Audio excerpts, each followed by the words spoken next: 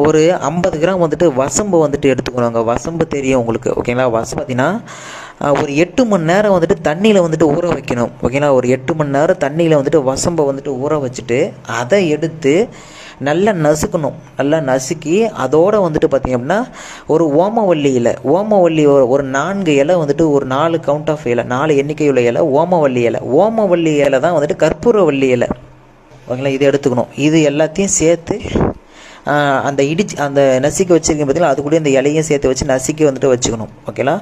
அதுக்கப்புறம் அது கூட ஒரு கைப்பிடி அளவு வந்துட்டு பார்த்தா தும்மை இலை, தும்மை செடி வந்துட்டு ஒரு கைப்பிடி இலை வந்துட்டு எடுத்து பறித்து வச்சுக்கோங்க.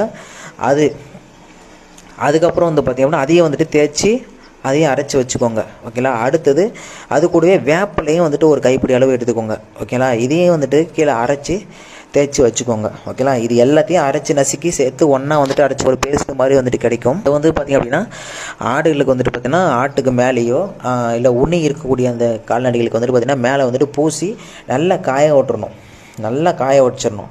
நல்லா காய வச்சுட்டு தேய்ச்சி ஒரு தேங்காய் நார் இருக்குது பார்த்தீங்களா, தேங்காய் நார் அதை எடுத்து போட்டு நல்லா தேய்ச்சி குளிப்பாட்டி விட்டுறணும், ஓகேங்களா? குளிக்கும் போது இருக்கக்கூடிய அந்த உண்ணிகள் எல்லாமே செத்துரும். நீங்கள் தேய்க்கும் போது அந்த நார் போட்டு தேய்க்கும் போது பார்த்தீங்கன்னா அந்த சின்னது எல்லாமே பிச்சுக்கிட்டு வந்துட்டு வந்துடும். இது மாதிரி வந்துட்டு பார்த்தீங்கன்னா வாரத்துக்கு ஒரு வாட்டி இல்லை மாதத்துக்கு ஒரு வாட்டியோ